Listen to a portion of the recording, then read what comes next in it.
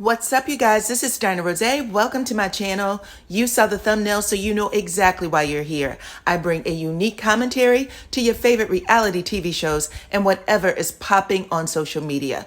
Before we get started though, please hit that like, subscribe, and your notification bell because that helps the algorithm on YouTube and it helps introduce me to new people. And I appreciate every single one of y'all for rocking with me. Now let's get started. So you guys, Melody made a post first thing this morning asking people to be sure to watch the second episode that airs tonight. She will also be live tweeting it, by the way, but she said it is a much lighter show and that both her and her family are enjoying it. Now we know that last season there was a heavy movement to black out the show, but she is asking fans who support her to give it a second shot. And you guys heard her say on the Ooh Ladies First panel that God has not told her to leave yet. So she's still on the show. She still supports the show. She's still an executive producer on the #1 show on OWN. And that is a huge deal that a lot of people are going to continue to support. I know I am. She went live just a little bit ago, so I'm going to play a few minutes of that conversation and I'll see you on the other side. How do you look so good without the stress you are dealt with from your ex? Let me tell you, I just have to say the Lord, the Lord, the Lord for sure. It definitely ain't me, for sure.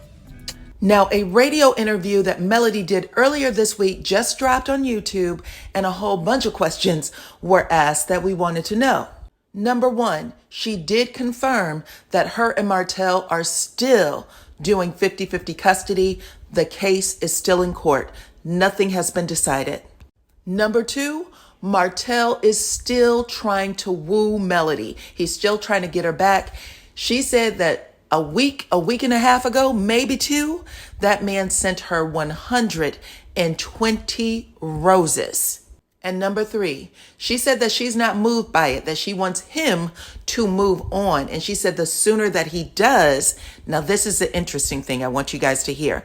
She said the better things will be between the two of them for co-parenting. She said that when she knows for sure that he's over it, that maybe they can do holidays or vacations together, like Will Smith and Jada Pinkett and his ex-wife, Cherie. You guys, let me know what y'all think about that in the comments. We are definitely going to talk about it tonight on my live after the show, the after chat. Y'all know how we do. And we'll have a more controlled panel this time, one at a time, because I know that everyone was speaking over each other and it was very hard for the audience to hear. So I promise you that. I have some additional video from Melody's live chat this morning. I'm going to put it at the end, but right now I'm going to jump into the review for Put a Ring on It real quick. It was a good episode last night. And let's start with these two right here, Ricky and Catherine. Baby, Catherine put her foot down last night, and it was good to see because Ricky thinks that he is a catch. He thinks he's a perfect 10. He thinks he is the cat's meow. And he said exactly that last night when the producers asked him if he was jealous about Catherine going on a date with a very handsome man, someone that looked like it was more her speed. And he said, no, I never get jealous.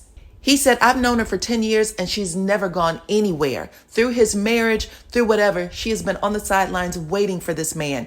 And therefore, he can do whatever he wants. He can make her feel however he wants, as low as he wants. And he knows that she will still be there. And before Catherine went out on her date, she said the gloves are off, okay? She said last week he let a woman feed him, and she said it was disrespectful. She also said that she has been trying to hold back because she knows that this process is going to end. But she said she was going to give herself permission to actually enjoy her date, and she did just that, okay? She was attracted to him. He said that he was attracted to her.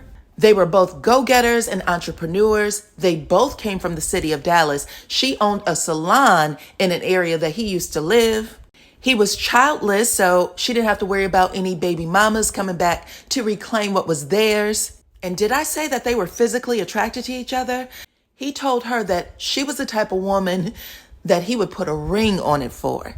Y'all know that Catherine is ready to get married, and Ricky, the man she has been waiting for over 10 years, said that he wasn't sure when he would be ready to get married again. Anyway, when they all met collectively to talk to Dr. Stacy about their dates, Ricky was straight up gaslighting Catherine. He told Dr. Stacy that he really enjoyed his date with Sheila because basically she's everything that Catherine isn't. He also said that he enjoyed the process of getting to know someone new because he never gets a chance to miss Catherine, like she gets on his nerves. And she let him know that she caught the shade too, even though he tried to pretend like he didn't mean it the way it sounded. But right in front of them cameras, Catherine laid his tail out. She called him a bald-faced, three-braid having ass liar. And she said that when she was in Dallas, she had a life that was far more superior than the one she shares with Ricky. She said, I am watching kids that do not belong to me. I live in a house with 85 people that do not respect me. Then she said, we have to share one car, so I have to take you back and forth to work, which led me to believe the one car they share is actually her car. And that even though she encourages him to spend time with his friends anytime they have a down moment, she is stuck with all the other responsibilities. And if that isn't a reason for her to move on, I don't know what is. I'm hoping that this moment breaks them up. I'm telling you, because that just sounds trifling as all get out. If two people are working on building together, that's one thing. But if only one of you is doing all the work and the other one is putting everything they have on you and then point blank lying on you and saying how they need time to miss you, that's a problem. Y'all let me know what y'all think in the comments.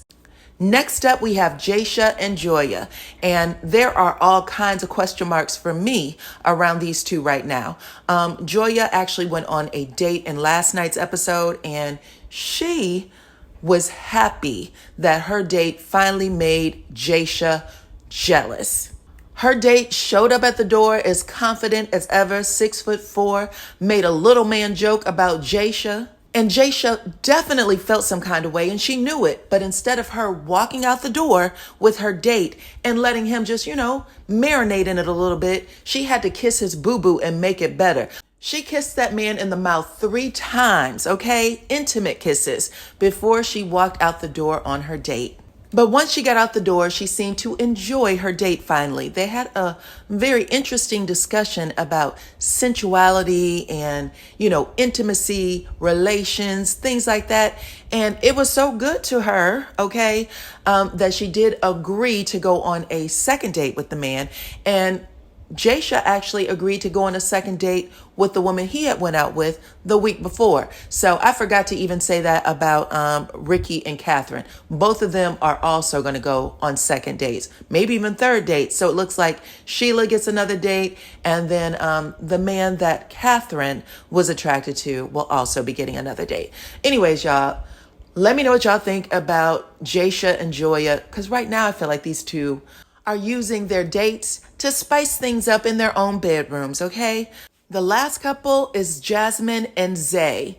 Now, after I had a chance to see how these two interacted, I really think the issue with them is that Jasmine is a couple of years older than Zay. Zay comes off immature as hell, and he has no idea how to protect his woman. Not physically, not emotionally, not mentally. He values his friendships more than his woman, and he admitted to himself when he went on his date that he was the problem. He gets out there, he uses drinking alcohol as an excuse for him to get loose with other women. It is a problem. When he was getting ready for his date, he wore all black.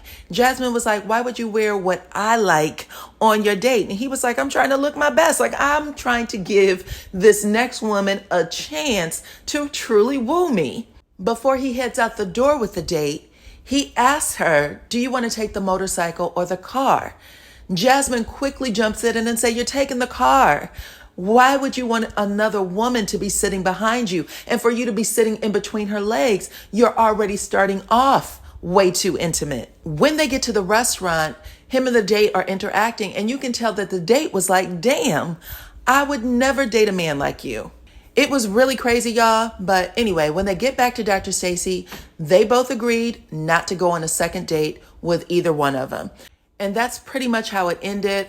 I'm going to sign off here, and I have about 2 more minutes of video from Miss Melody's live earlier. Don't forget to hit the like, subscribe, notification bell, and don't forget to talk to me in the comments, and I will see you all tonight. I'm doing good. I'm doing good. So I'm ready for the show tonight. I'm ready for the show. The show was great last week. So I'm definitely ready. Like you said, it's been a lot lighter. So I'm excited. Personal journey. I know, like, I think that that's good. Like, believe it or not, I think that it's good for it to be a little light right now, you know, because we've come through so much last season up to the reunion. And sometimes we need a mental break, you know, like a mental break from all the heaviness. And guess what? If you don't let all of the drama overpower, like you said, the real life stories, that could be a good thing. So now we get back to the focal point where we started at. And I think that's of course, life is not all peachy. We understand that. So we'll get to the real deal too. Right. But as long as we stay with the foundation, it's like, okay, we can afford to add on a little extra, you know. Absolutely. But let's get back to what y'all are really doing. Absolutely. Absolutely. And sharing those real, you know, real life stories of what's really happening, real business stories of what's really happening without it being so overpowered with negativity and drama. And I think that's what everybody wanted. You know, you got to have your little bit of, you know. It's TV.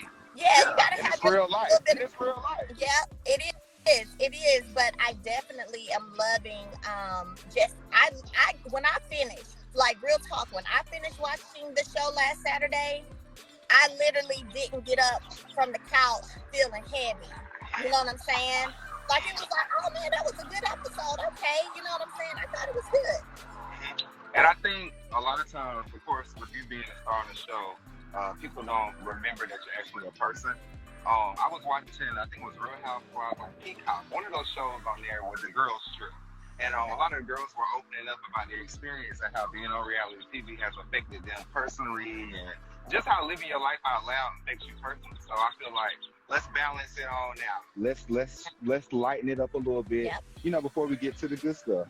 But let's talk about this skincare line. Okay.